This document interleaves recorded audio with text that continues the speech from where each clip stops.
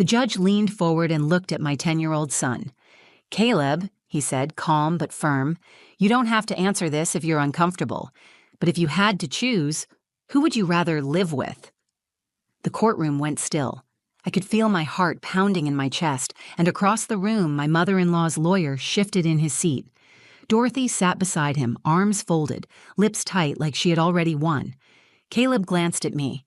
His eyes were steady. Then he stood up, shoulders back, and said loud enough for everyone to hear, "The one who taught me to fight without hurting people." Then he turned and pointed at me. That was the moment everything changed. I didn't have a lawyer. I didn't have witnesses. Dorothy came in with folders full of accusations and a paid attorney to present them. All I had was my voice and my son's trust. My name is Ava Linwood. I'm a mother, a widow, and a woman who almost lost everything to the one person who was supposed to be family. But this story isn't just about a custody battle. It's about what happens when someone tries to erase the bond between a mother and her child, and how love, honesty, and a 10-year-old boy's courage turned the tide in the most unexpected way. This is the day my mother-in-law tried to take my son from me, and the day he stood up for both of us. My name is Ava Linwood. I'm 32 years old, and for the past 3 years, I've been raising my son, Caleb, on my own. We live in a small 2-bedroom apartment in Portland, Oregon. The carpet is old, the windows rattle when it storms, and there's a stain on the ceiling that's been there since we moved in. But it's ours. I've worked 2 jobs to keep it that way. By day, I counsel teens at a community center. By night, I restock shelves at a grocery store 3 blocks away. It's not glamorous, but it pays the rent and keeps Caleb in sneakers that fit. I became a widow at 29. Michael, my husband, was everything I wasn't. Spontaneous, loud, and always chasing a thrill. I loved that about him. He made life feel electric. He also made it unpredictable. He was driving back from a weekend hike when his car spun out on black ice and flipped into a ravine. They said he died instantly. I used to find comfort in that until I realized it meant I never got to say goodbye. Michael's death shattered me, but it also woke something up inside me. I couldn't afford to fall apart. Caleb needed me. He was 7 at the time. The first night after the funeral, he climbed into my bed, curled up against my chest, and whispered, "Are you going to die too?" That moment broke me in a different way. I promised him I wouldn't. I promised I would stay, fight, and figure it all out. And I did. We built routines, Saturday pancakes, evening walks. Every Wednesday we practiced martial arts together. I wanted Caleb to know how to protect himself. But more than that, I wanted him to understand strength isn't about hurting people. It's about knowing when not to. Our bond was unshakable. At least I thought it was. The first sign of trouble came months after Michael died. His mother, Dorothy Linwood, started calling more often. At first it felt like grief. She wanted pictures of Caleb, updates, visits. I tried to include her. I sent holiday cards and invited her to Caleb's school events, but nothing I did was ever good enough. She would comment on my parenting like it was a performance she was critiquing. "You let him wear that to school? You shouldn't let him speak to you that way. Michael never had cavities. What are you feeding him?" I held my tongue. She was grieving too. I wanted to believe she meant well, but Dorothy didn't want a relationship with me. She wanted control. She started coming around unannounced. One time, I found her in my kitchen, rearranging my spice rack. Another time, she criticized my couch as inappropriate for a growing boy because it was secondhand. It was clear she didn't see me as Caleb's mother. She saw me as a placeholder, an obstacle. I tried to set boundaries. I told her I appreciated her involvement but needed space to parent in my own way. Her reaction was cold. "You were never right for Michael," she said, "and you're certainly not right for Caleb." That sentence rang in my ears for days. I tried to brush it off. People say things in grief. But something had shifted. There was venom in her voice. Something sharper than sadness. Around that time, Caleb started acting quieter after visits with her. He told me she kept asking questions about how we live. "Grandma says you cry a lot," he once said. "She said maybe you're too sad to take care of me." I confronted her. She didn't deny it. "I'm worried about him," she said flatly. "You're barely scraping by. He needs stability, a proper home, not whatever this is." That was the moment I realized she wasn't just being difficult. She was planning something. Still, I never expected what came next. 3 weeks later, a man in a suit knocked on my door.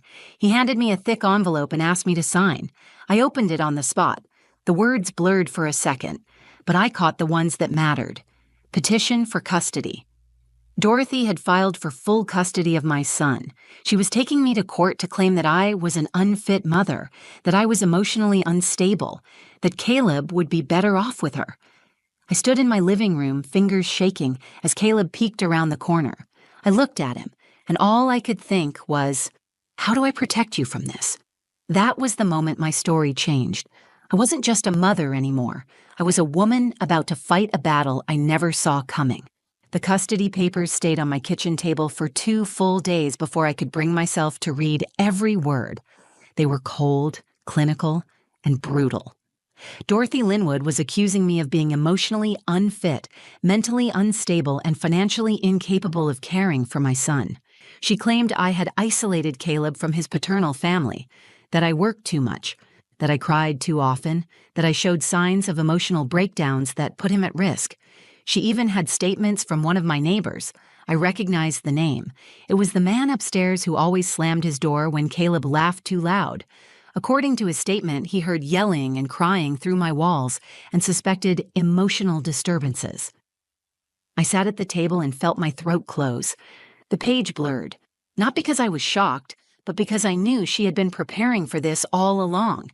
Every judgmental comment, every unannounced visit, every time she watched me like I was a weak animal waiting to fall apart, it had all been calculated. I called legal aid, hoping someone would tell me what to do. They were kind, but overwhelmed. The waiting list for representation was months long. They gave me a few numbers for pro bono attorneys. I called them all. Nothing. Either they were unavailable or my income was just high enough to disqualify me from free help, but too low to afford private counsel. I felt like I was sinking in quicksand, grabbing at anything I could, and finding nothing solid. The hearing was in 19 days. I didn't have a lawyer. I didn't have support. My parents passed away when I was a teenager, and my brother lives across the country. We hadn't spoken in years. I reached out to 2 friends I trusted, but both were hesitant to testify in court. They were scared to get involved. I was alone, but Caleb wasn't. That night, I sat on his bed and watched him sleep. He always looked so peaceful, even with everything swirling around us. I wanted to keep it all from him. I couldn't lie.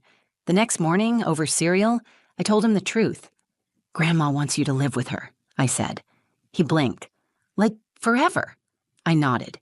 He didn't say anything for a while. Then he asked, "Is that what you want?" "No," I said. "But we have to go to court, and the judge will decide." "Will they ask me?" "Maybe, if they think you understand what's going on." He set his spoon down and looked me straight in the eye. "I want to stay with you. I don't even like going to Grandma's." I reached for his hand. "You don't have to worry about this, okay? I'll do everything I can to fix it." But I wasn't sure how. I started preparing my own defense. I spent nights after work printing school records, letters from Caleb's teachers, and copies of his medical history. No missed appointments, no history of neglect. I wrote a timeline of the past 3 years and highlighted every stable, loving choice I had made. Still, it felt like bringing a paper shield to a war.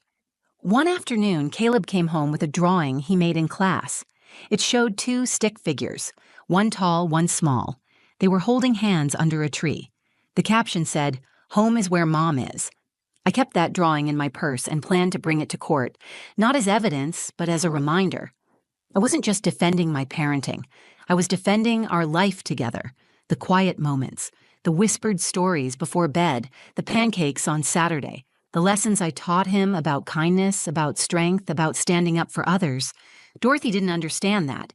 To her, parenting was about control and image. But to me, it was about connection, about showing up even when I was tired, listening even when I was hurting, and loving with every part of myself. As the hearing approached, the pressure built. I started having nightmares of losing him, waking up alone, hearing silence where his voice used to be. The morning before the court date, I stood in front of the mirror and looked at myself, pale, tired, nervous. But I was still standing. I didn't have money. I didn't have legal expertise. But I had truth, and I had a boy who believed in me. That had to be enough. The night before the hearing, I couldn't sleep. I lay in bed staring at the ceiling, my thoughts racing. What if I froze in court? What if Dorothy's lawyer twisted everything? What if the judge believed her? Every fear I had as a mother rose to the surface. I kept seeing Caleb's face in my mind, his laughter, the way he hugged me after a long day, the way he whispered, "I love you," as if it were a secret too big for the world to hold. That was what I was fighting for. At 2 a.m., I got out of bed and went to the kitchen. I made tea just to keep my hands busy. Then I sat down with the folder I had built over the last 2 weeks.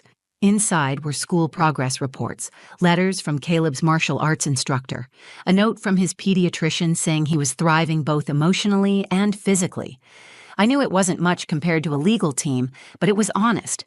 It was real. I didn't know courtroom procedure. I didn't know what to wear to make a good impression or what kind of language a judge would respect, but I knew how to tell the truth, and I decided that was what I would do. I practiced what I would say. I wrote it down, read it aloud, deleted it, rewrote it, and finally I just spoke from the heart. I reminded myself of who I was. I wasn't unstable. I wasn't unfit. I was tired, yes. I was stretched thin, but I showed up for my son every single day, even when it hurt. That morning, I made Caleb pancakes. I always made them in the shape of animals. That day, he got a lion. "Is it because I have to be brave today?" he asked. I smiled. "Number, it's because you already are." We walked into the courthouse hand in hand. The hallway smelled like old books and disinfectant. My stomach was tight.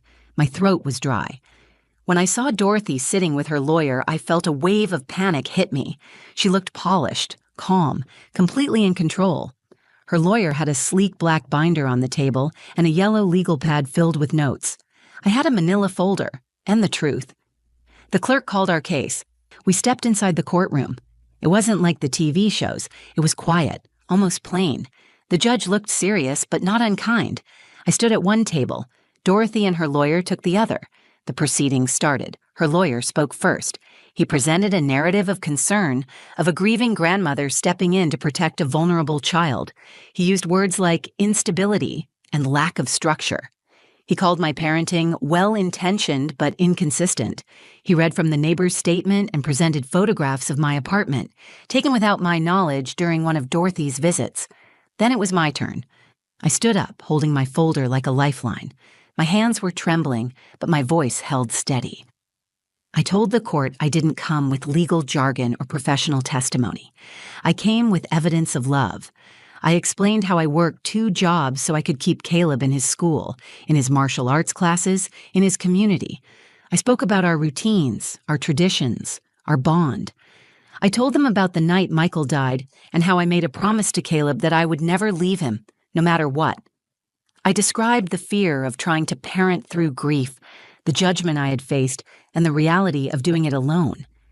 The judge listened carefully. He asked a few questions. I answered them honestly. I didn't cry, though I wanted to. I stayed grounded because I knew falling apart in that moment would only play into Dorothy's narrative. Then the judge asked if Caleb wanted to speak. I looked at him. He looked at me.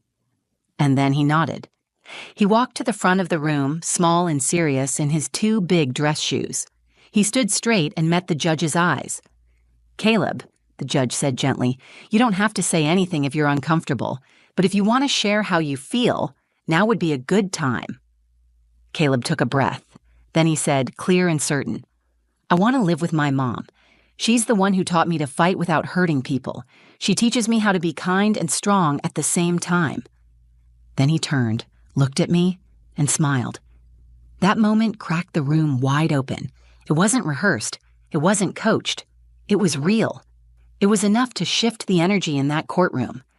For the first time since this began, I felt like I wasn't the one on trial. The truth had finally spoken for itself. The courtroom was silent after Caleb spoke. The kind of silence that feels sacred, like everyone is holding their breath and no one wants to be the first to break it. He stood there for a few more seconds, then quietly walked back to the bench beside me. I reached for his hand. He took it without looking, and we just sat there side by side, steady and still. The judge sat back in his chair and adjusted his glasses. He looked down at the papers in front of him, then looked back up. For a moment, he said nothing. Then he cleared his throat. "Thank you, Caleb," he said. "Your words are very helpful." Dorothy's lawyer stood. "Your Honor, if I may." The judge raised a hand. "No, Mr. Keller, I've heard enough." Dorothy didn't speak. She hadn't said anything the entire time. She just watched us from across the room, her lips tight, her expression unreadable. She didn't expect this. She didn't expect him to choose me. I saw it in her eyes. The judge leaned forward slightly, speaking directly and deliberately. "This is a difficult case," he began. "I understand the petitioner's concerns and the motivations behind this filing. Family dynamics after the loss of a loved one are rarely simple." He paused, then turned to face me. "But Ms. Linwood, I've reviewed your file, your testimony, and what your son shared today. And based on what I've seen and heard, I believe Caleb is not only safe in your care, but deeply loved. The court finds no grounds to remove custody from you." It took a second for his words to settle into place in my mind. I blinked. Caleb squeezed my hand. That was the moment it hit me. We had won. Not because I had a lawyer, not because I had power or influence, but because the truth held its ground, because love, real and steady, had stood taller than fear. The judge looked at Dorothy. "Mrs. Linwood," he said, "I understand your desire to be involved in your grandson's life, but this court strongly encourages future interaction to happen through respectful communication and, if necessary, supervised mediation. This child deserves peace." Dorothy gave a small nod, almost imperceptible. The judge signed the final order, handed it to the clerk, and adjourned the hearing. Just like that, it was over. Outside the courtroom, the sky was overcast, but everything felt brighter. I walked with Caleb to the parking lot in silence for a while. He was quiet, thoughtful. Then he said, "Did I do okay?" I stopped walking. I knelt in front of him, looked him in the eye, and said, "You were perfect. You told the truth. That's all I ever needed from you." He smiled, and for the first time in weeks, it reached his eyes. We got in the car. As I pulled out of the lot, I glanced in the rearview mirror and saw Dorothy standing outside the courthouse doors.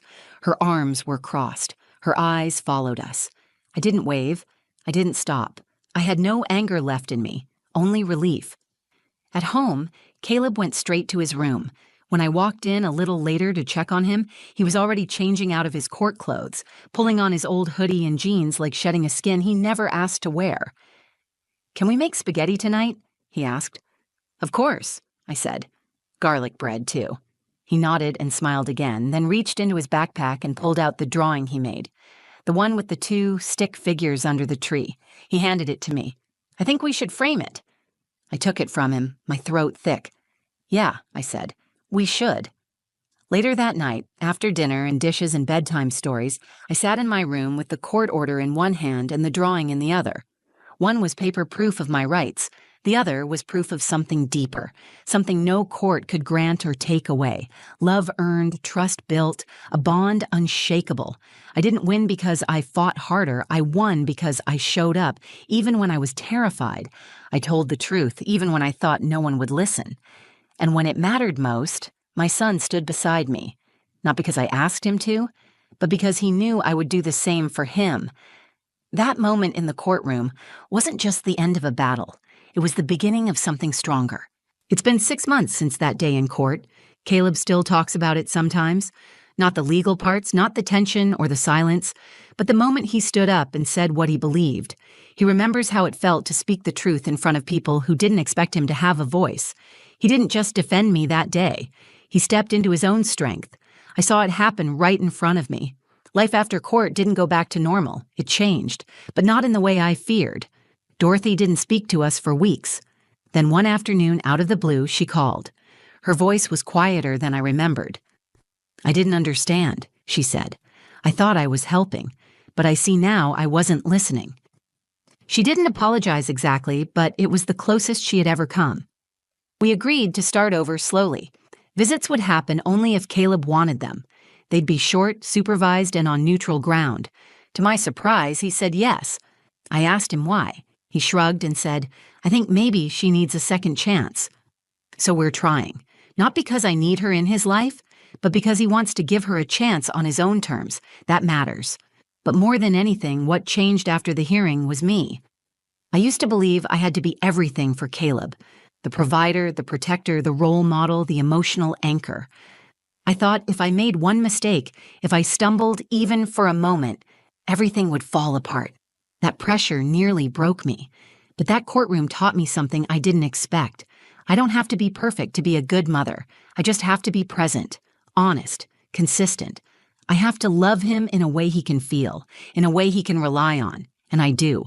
Every time I get up before the sun to make him breakfast, every time I listen to his stories, even when I'm exhausted, every time I show up, he sees that, and he carries it with him. A few weeks ago, I was volunteering at the community center after work. One of the teenage boys I mentor was lashing out during a session. Instead of raising my voice, I sat down next to him. I asked him to breathe with me. I told him that feeling angry didn't make him bad. It made him human. He calmed down. Later, Caleb asked me why I always talk to people like that. Because I want them to remember they're more than their worst day, I said. He nodded, then asked, "Is that what you did in court?" I thought about it for a moment. "Yeah," I said. "That's exactly what I did." We're still a little apartment, still making pancakes on Saturdays, still walking to the store to save on gas. Now we walk with our heads a little higher. That courtroom didn't make me a better mother, but it forced me to see that I already was one. And Caleb saw it too. In the end, that was all the proof we needed. If you're watching this and you're in a fight you never asked for, if you're being told you're not enough, I want you to hear this from someone who's been there. You are not defined by how others see you. You are not measured by your lowest moment. You are measured by what you choose to show up for, by how you love, by how you protect what matters most. For me, that was my son. And for him, it was me. I will never forget the moment he stood up in that courtroom and said, "The one who taught me to fight without hurting people." Not just because he pointed at me, but because in that moment I saw the kind of man he's becoming. And I knew without a doubt we would be okay. If this story moved you or reminded you of your own strength, or someone else's, please take a moment to like the video. It helps more people find it. Share it with someone who might need to hear that they're not alone, especially if they're going through something hard. And if you've ever had to stand your ground, fight for your family, or simply hold on when everything felt like it was falling apart, I want to hear from you. Drop your story in the comments. I read every single one. Don't forget to subscribe to the channel for more real stories that speak from the heart. We're building a space here for truth, healing, and connection, and I'd love for you to be part of it. Thanks for watching. You matter. Your story matters. And someone out there needs to hear it. I was still bleeding when she said it, still shaking from the hours of labor, still lying in that hospital bed, half conscious, ribs aching, everything raw. I was barely able to sit upright, but I heard every word. Margot turned to the nurse and said, "Don't let her hold the baby. She's not even family." Just like that, cold, final, like I was a stranger, and I just sat there, silent, frozen, humiliated. I wanted to speak. I wanted to scream. I wanted to stand up and say, "That's my baby. I gave birth to her. I carried her for 9 months. I fought for her through every contraction, through every complication." But I couldn't move. I couldn't breathe. I'd never felt so small. The nurse looked between us, confused, unsure. Her hands trembled as she tried to decide what to do, and I just stared at Margot, my husband's mother, who had always seen me as less than worthy, less than a wife, less than a mother. The woman who never wanted me in her family was now trying to erase me from my daughter's life, and it was working. No one in that room spoke up for me. No one corrected her. And the baby, my baby, was in her arms. I could hear my heart pounding in my ears. I thought maybe I was losing too much blood. Maybe I'd pass out and wake up to find that this whole nightmare was over. But it wasn't. It was just getting started. She looked at me once, just once, and said, "You'll get your turn later." Like I was just some visitor who'd wandered in off the street. Not a mother, not her son's wife, not a human being. That moment should have been one of the happiest of my life. I should have been cradling my daughter, whispering her name, memorizing the shape of her fingers. Instead, I was being erased, rewritten out of my own story. And then, just when I thought no one would speak, the door opened. Doctor walked in. Dr. Henderson. I'd seen him during the worst moments of my labor. He was calm, focused, and kind, the kind of person you trust without even thinking about it.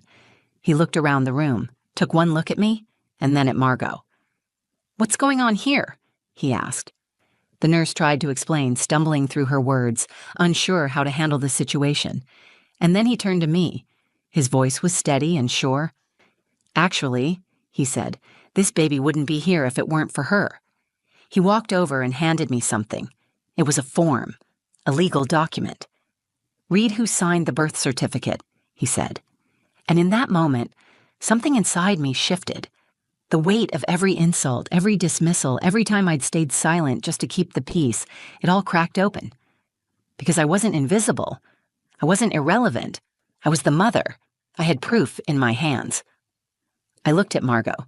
She didn't say a word, and for the first time since I'd arrived at that hospital, I realized I wasn't going to let anyone take this from me. Not my name, not my baby, not one more second. When I found out I was pregnant, I cried on the bathroom floor with the test still in my hand. They weren't sad tears. They weren't exactly happy ones either. They were the kind of tears that come from realizing everything is about to change, and you have no idea if you're ready. Tyler, my husband, took it better than I did. He knelt beside me, kissed my forehead, and whispered, "We've got this." And in that moment, I believed him. I believed in us. We had been married for 2 years. We met in college. He was studying engineering. I was finishing my degree in early childhood education. He made me feel safe, steady, seen. And even though his family never really welcomed me in, I thought I could live with that. I thought love would be enough. His mother, Margot, made her feelings clear from the beginning. She never raised her voice or said anything openly cruel. She didn't have to. Her disapproval was quiet, constant, and crushing. When I spoke, she looked at her phone. When I cooked, she wasn't hungry. At our wedding, she told people Tyler had rushed into things, that I wasn't really his type, that I'd gotten lucky. I told myself it didn't matter, that I was marrying Tyler, not his mother. But when I got pregnant, things shifted. Tyler was excited, and that seemed to thaw Margot. For a moment. She bought baby clothes. She picked out names. She smiled in a way I hadn't seen before. I almost let myself believe we were finally becoming a family, but something in me knew to stay cautious. There was always a line I wasn't allowed to cross, a seat I hadn't truly earned at her table. My pregnancy wasn't easy. At 12 weeks, I was put on bed rest for 2 weeks due to early contractions. At 24 weeks, I was diagnosed with preeclampsia. I was in and out of the hospital, constantly monitored, always worried. Tyler tried to be present, but work kept pulling him away. And every time he had to leave, Margot stepped in. Not gently, not kindly. She arrived with orders, opinions, and that same cold smile that made me feel like a stranger in my own life. When I went into labor, it was 3 weeks early. Tyler was out of state visiting his uncle, who'd taken a sudden turn for the worse. He was supposed to be gone for 2 days. It turned into 5. Margot insisted on staying with me. She said she didn't want me to be alone, but it felt more like she didn't want to leave me unsupervised. Tyler had given her temporary medical power of attorney, just in case. It was meant to protect me, but she used it to control everything. What room I stayed in, what doctor I saw, when I could have visitors. The labor was brutal. 18 hours, 2 failed epidurals. At one point, the baby's heart rate dropped, and I had to be given oxygen. I remember the mask being pushed onto my face and a nurse saying, "We might have to make a decision soon." I was alone in a room full of people, and the only person who spoke to me like I mattered was a young nurse named Angela. She wiped my forehead and whispered, "Doing amazing." It was the first kind thing anyone had said to me in hours. Eventually, I gave birth to a tiny, perfect baby girl. I didn't even get to hold her. They took her away for immediate care, and I was too weak to protest. I drifted in and out of sleep, exhausted and hollow. I kept asking for Tyler. He was still on his way. When I finally woke up in the recovery room, Margot was already there holding the baby. The nurse stood awkwardly beside her, looking unsure. I reached out with both arms and said, "Can I hold her?" And that's when Margot said the words that made everything inside me go still. "Don't let her hold the baby. She's not even family." I didn't understand how someone could be so cruel at a moment like that. I was her daughter-in-law. I was the mother of the child she was holding. I was the woman who had nearly died to bring that baby into the world. And yet, somehow, I was invisible again. But something inside me refused to break this time. I didn't know it yet, but this wasn't the end of the story. It was the beginning of a moment that would change everything. The nurse hesitated. Her hands were still covered in latex gloves, hovering over the baby. She looked from Margot to me, unsure of what to do. I could see the uncertainty in her eyes, the way she flinched when conflict entered the room. And I didn't blame her. Margot carried herself like someone who expected obedience, and she knew exactly how to get it. "I'm the grandmother," Margot said, "her next of kin, legally speaking. The baby needs to stay with me." I tried to speak, but my throat was dry. I reached for the cup of water by the bed and took a shaky sip. My body felt broken. My chest still burned from the oxygen mask. My arms felt like sandbags, but I had enough strength left to whisper, "My daughter." Margot didn't flinch, and no one's saying she isn't. But Tyler isn't here, and with your condition earlier, you're not in the right state of mind. Let's wait until the doctors clear you, all right? We just want what's best for the baby." The nurse looked panicked. She glanced down at the chart in her hands, scanning it for answers she wouldn't find. She was young, maybe new, maybe unprepared for the politics of a family like ours. "Can I see some ID?" the nurse asked. Margot pulled a folder from her purse. She had it ready. Signed documents, emergency contacts, the temporary medical power of attorney Tyler had approved weeks earlier. At the time, it seemed responsible, necessary. I had even signed off on it, trusting that it was a precaution, not a weapon. She waved the papers like a badge of authority. "We're just following protocol," she said calmly. "She needs rest. The baby needs calm. Let's not turn this into something emotional." But it was emotional. It was deeply, painfully emotional. I had just gone through 18 hours of labor. I had given birth with no husband by my side, no family to hold my hand, just machines, pain and strangers trying to keep both of us alive. And now, after all of that, the first arms to hold my child weren't mine. They were hers. I could hear Eliana's soft cries, muffled against Margot's shoulder. It felt like a piece of me had been taken, not just taken, stolen. I tried again. "Please, just for a minute. I need to hold her." Margot clutched the baby closer and turned slightly away, protecting Eliana as if I were a threat. "Let's not do this now," she said. "You're upset. You need to recover. The last thing you need is more stress." She wasn't loud. She didn't yell. Her tone was careful, measured, and dangerous. It was the kind of voice used by people who manipulate while pretending to care. And the worst part was, I knew she believed she was right. The nurse took a step back. "Maybe I should check with the attending." "No need," Margot said, her voice firm. "Everything is covered. I'll take care of her." I could feel my body trembling, not just from the labor, not just from blood loss, but from something deeper, rage and heartbreak living in the same space. I had never felt so powerless, so erased. The room blurred around me. My heart pounded in my ears. All I could think was, this is how it happens. This is how people are rewritten out of their own lives. One signature, one assumption, one person too weak to speak up. I wanted to scream, but instead I lay back in the bed, staring at the ceiling tiles while Margot cooed at my baby like she had every right to do so. I could hear her saying Eliana's name, testing it out, trying it on. She hadn't even liked the name when I picked it, said it was too dramatic, but now she was saying it like it belonged to her. My body may have been too weak to fight, but my mind was on fire. I knew that if someone didn't step in soon, I might lose this moment forever. The first hour, the first bond, the first recognition between mother and child, and still, no one in that room stood up for me. Until the door opened. The door opened with a quiet swish, and Dr. Cam Henderson stepped into the room. He wasn't loud. He didn't need to be. His presence had a way of filling the space. Calm, focused.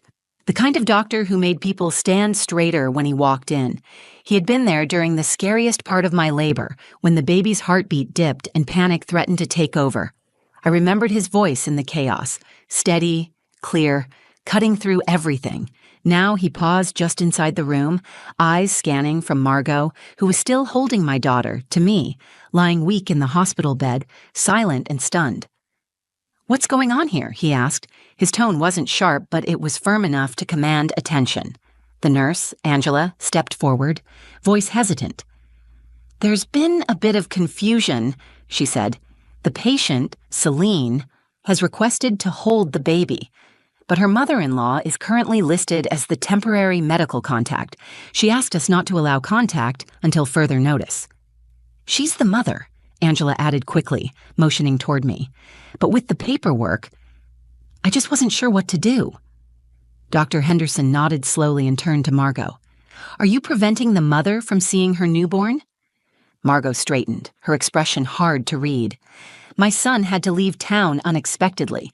He left me in charge because there were complications, and Celine's health was unstable. She was heavily medicated during delivery, and we just want what's safest for the child." He looked at me. "Selena, how are you feeling?" I struggled to sit up straighter, ignoring the pain that shot through my side. "I'm exhausted, but I want to hold my daughter. Please, I haven't held her once since she was born." That was the first time I said it out loud, not just the baby, not her. I said, my daughter. It came out clear and sharp. The truth always sounds stronger when it's been buried too long. Dr. Henderson didn't blink. He crossed the room and opened a folder he had tucked under one arm. "Celine," he said, flipping through the pages, "do you remember signing consent for the emergency procedure during labor?" "Yes." "You made the call for the fetal transfusion when we detected distress?" "Yes." "You approved the oxytocin drip and gave us authorization for surgical intervention if it became necessary?" "Yes, I was conscious the whole time." He closed the folder and looked at the nurse. Those were all valid and binding. She was alert, competent, and identified as the legal mother. There's no medical reason to withhold her child from her. Margot opened her mouth, but he didn't give her the chance. He reached into the folder again and pulled out a new sheet. "Celine," he said, "this is your daughter's birth certificate. Just came back from records. You want to read who signed it?" He walked it over to me and placed it gently in my lap. I looked down. My name was right there, in black ink. Selena Rivera. Mother. Tears welled up before I could stop them.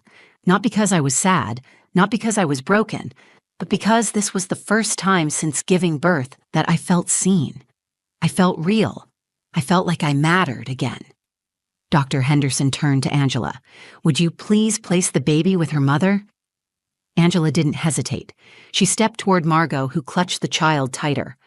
"I'll need to take her now," Angela said quietly. "Doctor's orders." Margot stood frozen for a beat, then reluctantly passed Eliana into Angela's arms. No tantrum, no final word, just quiet surrender. When the nurse placed Eliana in my arms, I felt the world shift. Her body was so small, her skin warm, her scent unfamiliar but already unforgettable. Her tiny hand rested against my chest, right over my heart. She blinked up at me, her mouth twitching in a soft, sleepy motion, as if she recognized me. Dr. Henderson stood by the door, watching. Then he gave me a small nod. "I'm sorry no one stood up for you sooner," he said. I looked at him, holding my daughter like she was the only thing keeping me upright. "Thank you," I whispered, because he had given me more than a document. He had given me back my place. My voice, my motherhood. Eliana settled into my chest like she had always belonged there. Her tiny fingers curled instinctively against my hospital gown, skin warm and impossibly soft. Her breathing was light and rhythmic, and when she shifted slightly, I felt her heartbeat against mine, a perfect match, as if my body still remembered the sound of her from the inside. Margot said nothing. She stood rigid near the corner of the room, arms crossed, eyes glued to the floor. Her expression wasn't angry anymore. It was blank, She had lost her grip on the moment, and for the first time since I met her, she didn't know what to say. Angela remained beside me, gently adjusting the baby's blanket. She offered a soft smile and touched my arm in quiet solidarity. Dr. Henderson was still near the doorway, flipping through his folder again, double-checking the birth certificate and medical records, making sure everything was in order. "Celine," he said after a moment, "if you'd like, we can place a note in the file restricting non-parental access to the baby's room. It's your decision now." I nodded, not out of revenge, but because I had learned a hard truth in those last few hours. Silence isn't protection. It's permission. And I wasn't going to be silent anymore. "Yes," I said. "Please make that note." He gave a satisfied nod and made a note on his clipboard. Then he looked up at Margot. "You'll need to check with the front desk before visiting again. All future access will go through the mother." The mother, not the patient, not the wife, not the daughter-in-law. The mother. Margot's mouth tightened, but she didn't object. She simply turned, walked to the door, and left without another word. For a moment, the room was still. The quiet was different now. It didn't feel oppressive. It felt peaceful. Angela cleared her throat. "Would you like some privacy? I can draw the curtain." I looked at Eliana's face. She was asleep already, completely unaware of the war that had just been fought around her. "Yes, thank you," I said. Angela drew the curtain and dimmed the overhead lights. Then she left us alone for the first time since Eliana was born. I looked down at her, memorizing every detail, her delicate eyelashes, her button nose, her full lips. I traced the edge of her cheek with the back of my finger. She stirred slightly, then settled back into sleep. "I'm your mom," I whispered. "No one gets to change that." Tears slid down the sides of my face, but I didn't wipe them away. I let them fall. They weren't from pain. They were release. Relief. The weight I'd been carrying for 2 years, trying to earn a place in a family that never wanted me, was gone. I never should have had to fight this hard just to hold my own child. But in doing so, I found something I didn't expect. I found the part of myself I had kept quiet to keep the peace, the part that knew what I deserved and wasn't afraid to claim it anymore. Later, Tyler arrived. He came rushing into the room, eyes full of panic until he saw me holding Eliana. "I'm so sorry," he said, kneeling at my bedside. "I had no idea my mom would do any of that. I thought she was helping." I didn't yell. I didn't cry. I looked at him and said, "She tried to take our daughter from me." "That's not helping. That's control." He nodded slowly, guilt in his eyes. "It won't happen again. I'll fix this." "No," I said gently. "We will fix this, but not for her, for us, for Eliana." He took my free hand and kissed it. Then he leaned over and touched his daughter's head for the first time. "She's perfect," he whispered. "Yes," I said, "she is." In that moment, we weren't just husband and wife. We were parents, partners, protectors. And as I held my daughter in that quiet hospital room, I knew this was only the beginning. She would grow up knowing that her mother never backed down, that her mother fought for her before she ever took her first breath, that she was loved, chosen, and protected, no matter who tried to rewrite the story. 3 weeks after we brought Eliana home, I stood at the edge of her crib just watching her sleep. The nursery was quiet, lit only by the soft glow of the nightlight. She had one arm flung across her face like she was blocking out the world. Tyler was asleep in the next room. He had taken the night shift the night before and left me a note on the fridge that just said, "You're stronger than you know." That morning in the hospital had changed everything. Not just because Margot had tried to take control, not just because Dr. Henderson had stepped in. It changed everything because it forced me to see exactly how much of myself I had been willing to give away in the name of keeping peace. I had been shrinking for years, quietly letting things go, laughing off the comments, nodding through the cold glances, believing that if I stayed soft, eventually I would be accepted. But motherhood doesn't leave room for shrinking. It demands strength. Not the kind that yells or slams doors. The kind that says, "no more," and means it. Tyler and I had a long conversation when we got home. We sat on the couch after putting Eliana down for her nap, and I told him everything. Not just what happened in the hospital, but how it had felt to be erased, how lonely the pregnancy had been, how much it hurt to be treated like a guest in my own life. He didn't defend his mother, he didn't make excuses, he listened. And when I was done, he said, "It's not going to be like that anymore." We made boundaries together, real ones. Margot would not be visiting without both our consent. She would not be making medical decisions. She would not be in the room unless invited. He called her that night. I didn't listen to the call, but I saw how heavy his shoulders were when he hung up. He didn't say much, just that she was shocked and upset. But he stood by what we agreed to. That meant more than anything. I didn't want revenge. I wanted peace. Not the kind where you stay quiet to avoid a fight, the kind where you no longer have to earn your place at your own table. Eliana doesn't know any of this yet. She doesn't know what happened in the hospital room or how close I came to missing the first moment we ever shared. But one day, she will. I'll tell her the truth, not to make her choose sides, but to show her what it means to stand your ground when everything feels stacked against you. She'll know that being a mother isn't about perfection. It's about presence. It's about protecting the sacred bond between you and your child, even when no one else understands it, even when someone tries to rewrite it.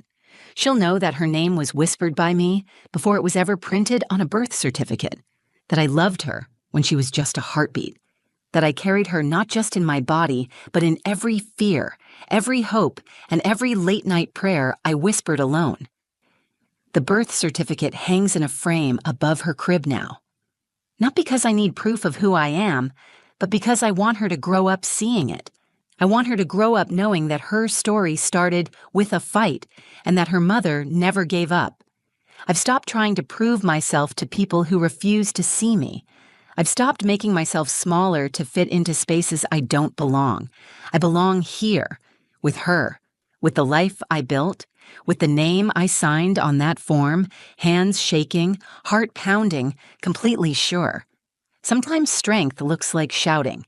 Sometimes it looks like saying one word with everything you have left. Mine. My baby. My name. My story. And this time, no one else gets to tell it for me.